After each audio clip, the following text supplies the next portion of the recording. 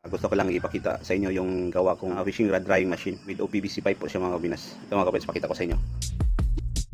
PVC lang po ito mga kabinas. Ayan, PVC type, PVC pipe pala. Ayan.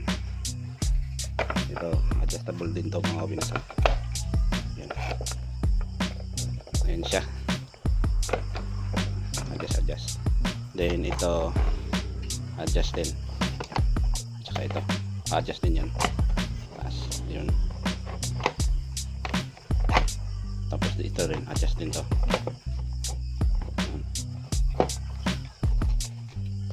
Then ito po yung holder ng rod. So yun po siya. Tulak lang.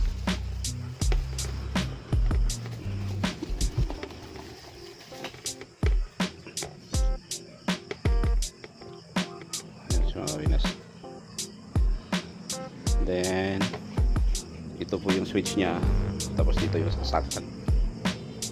Yun. Yun po mga kabinas. Ayan siya.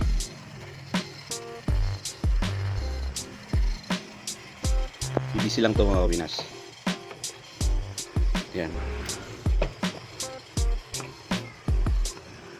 So ito.